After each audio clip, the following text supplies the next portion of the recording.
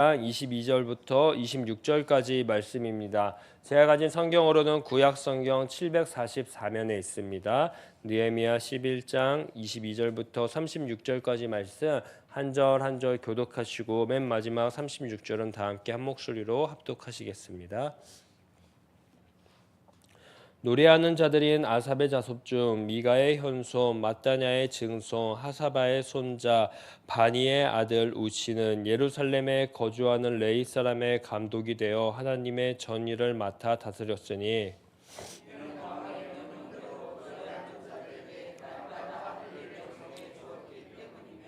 유다의 아들 세라의 자손 구 무세사벨의 아들 부다히야는 왕의 수하에서 백성의 일을 다스렸느니라.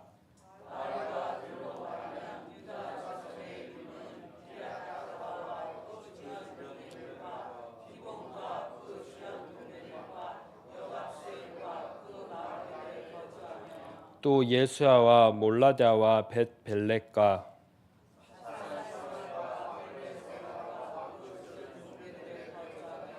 또 시글락과 무고나와 그 주변 동네들에 거주하며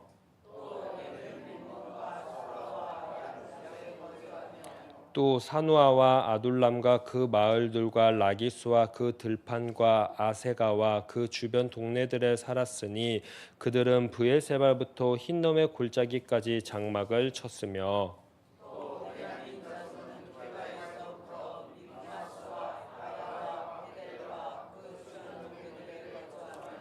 아나돗과 놉과 아나냐와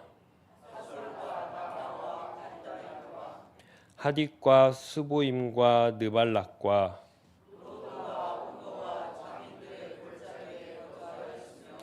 유다에 있던 레위 사람들의 일부는 베냐민과 합하였느니라. 아멘.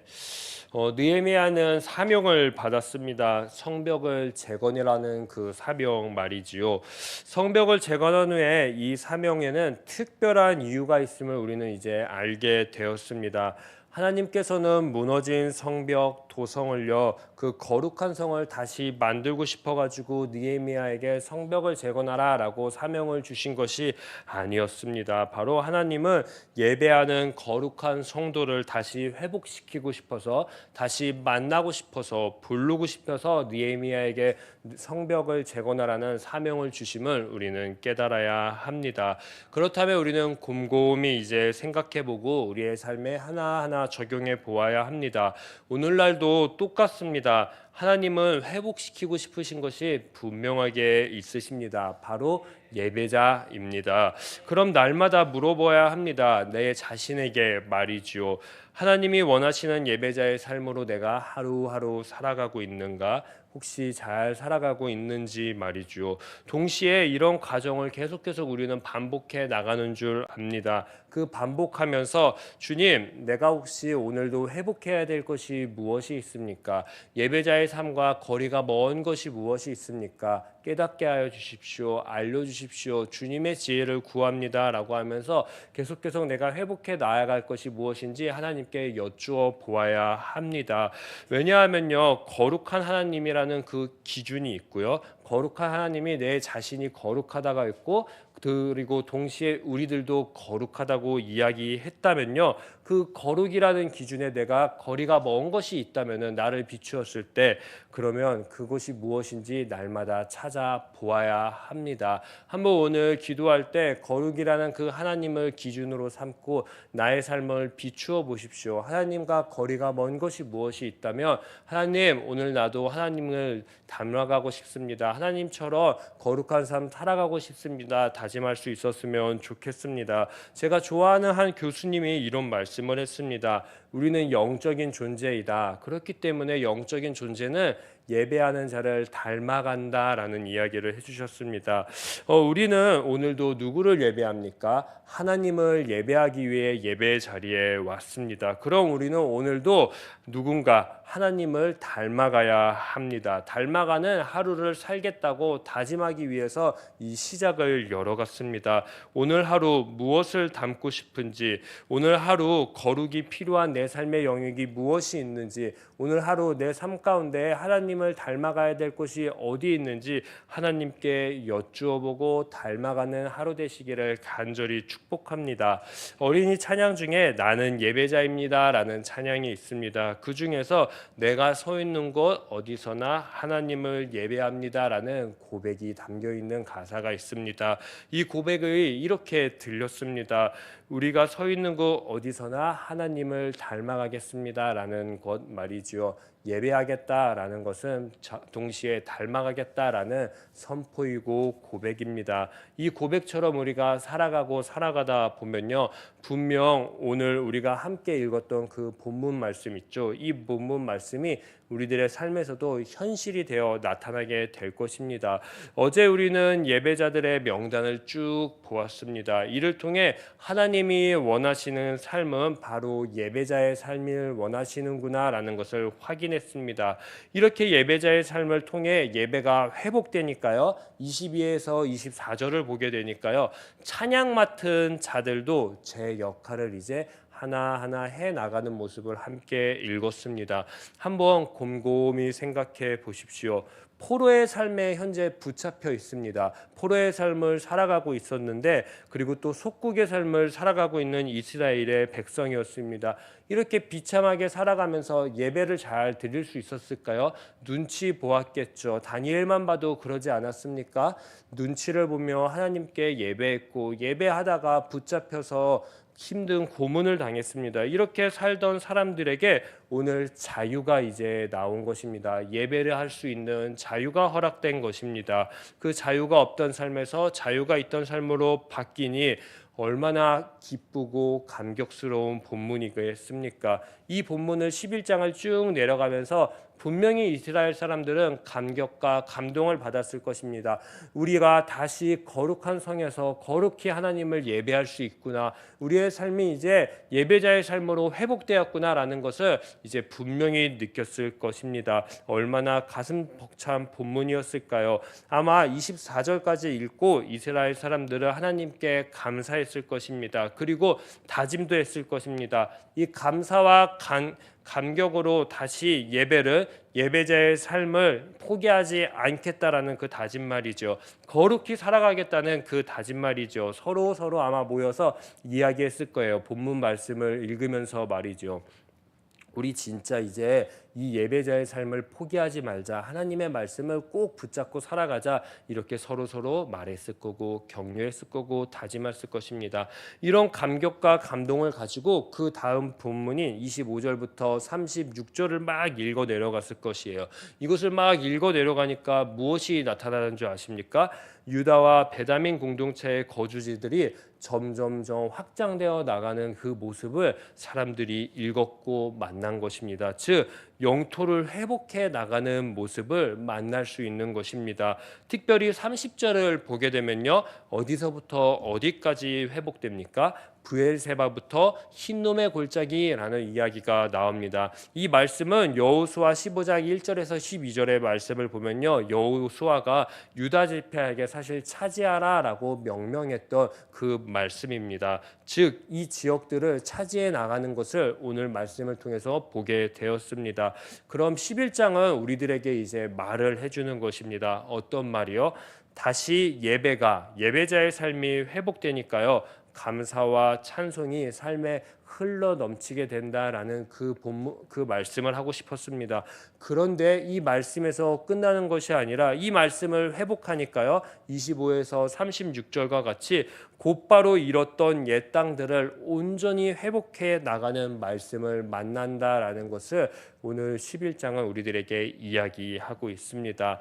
오늘 본문은 어제에 이어 우리들에게 은혜 위에 은혜를 더하는 모습을 상상해 나가게 해주는 말씀입니다. 예배자의 삶만 회복되어도 사실 감사할 일이죠. 왜냐하면 포로의 삶에 있었고요. 속국의 삶을 살았고요. 예배의 자유가 없었는데 그것을 자유하게 해주신 그 하나님에게만 감사하면 되는 것인데 예배만 회복돼도 감사한 일이었는데 예배만 회복된 것이 아니라 예배를 회복하니까 삶의 지경도 하나하나 회복해 나가는 모습을 오늘 우리는 만났습니다. 얼마나 감사한 본문입니까? 오늘 본문은 우리들에게 이처럼 도전하게 만드는 본문입니다. 우리가 정말로 하나님과 바른 관계를 맺고 살아가면요, 바른 관계를 맺은 예배자라면요, 하나님을 닮아가겠다고 다짐한 예배자라면요, 우리 한 사람 때문에요 많은 지경들이 회복된다라는 것을 암시적으로 이야기해 주기 때문이죠. 바른 예배자 나 하나 때문에 우리 교회가 분명히 회복될 것이고요. 바른 관계자 나 하나 때문에요, 우리 가정이 다시 바뀌게 될 것이고요. 바른 관계를 맺은 나 한 명 때문에요, 우리 교구가, 우리 교회 학교가, 우리의 직장과 내가 만나는 사람들이 삶의 지경이 회복된다라는 확정의 말씀입니다. 그러니 우리는 이제 기억하며 살아가셨으면 좋겠습니다. 우리는 이처럼 대단한 사명을 받은 거룩한 하나님의 예배자입니다. 이 예배자의 삶을 꼭 붙잡고 사시기를 간절히 축복합니다. 하나님과 바른 관계, 예배자의 삶을 나만 회복되어도 내 주변은 분명히 하나님의 거룩한 힘으로 하나하나 더 멋지게 회복된다라는 것이지요. 우리는 이 사명을 기억해야 합니다. 그리고 날마다 하나님을 예배하는 예배자의 삶으로 살아갑시다. 형식적인 예배자의 삶 말고요, 잃었던 것을 다시 찾아서 기쁨으로, 감격으로 나아가는 예배자의 삶 말이죠. 황폐했던 것이 회복되니까 얼마나 감격하고 감동했겠습니까? 이스라엘 백성들이 말이죠.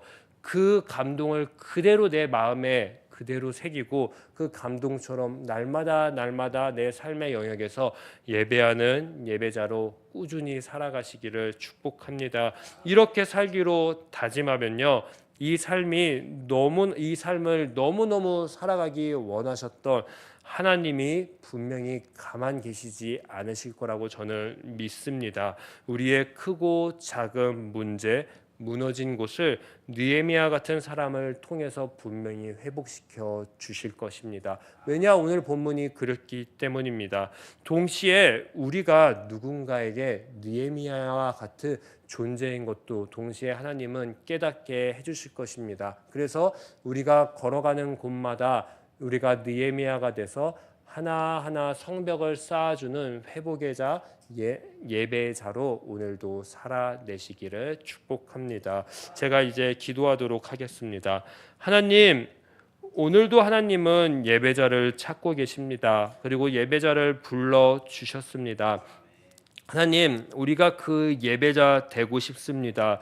우리의 삶의 크고 작은 문제들을 오늘도 가지고 왔다면요, 하나님 앞에 거룩히 살아가겠다고 다짐하고 또 다짐하는 우리들이 되어서 우리들의 크고 작은 문제들이 하나님 앞에 해결될 수 있게 하여 주시옵소서. 동시에 하나님의 회복을 깨달았다면요, 나도 누군가에게 느헤미야 같은 사람이 돼서 하나님의 회복을 담은 선물임을 깨닫고 그 선물로서 오늘 우리의 삶의 영역에서 예배자의 삶, 예배의 삶, 하나님을 닮아가는 삶으로 살아갈 수 있게 하여 주시옵소서. 감사하며 이 모든 말씀 예수님의 이름으로 기도합니다. 아멘.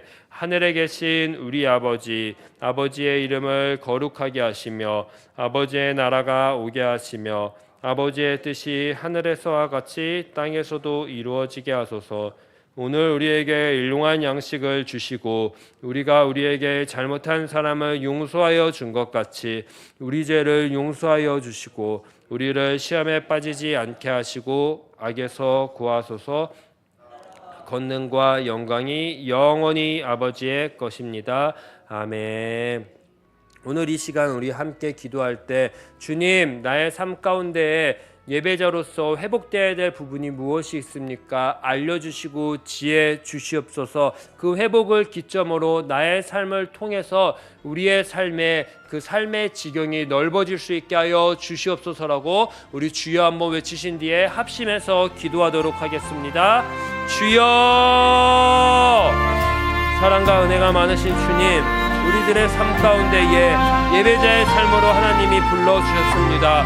그러면 나의 삶은 이제 예배자의 삶으로 바뀌어야 됩니다. 주님, 혹시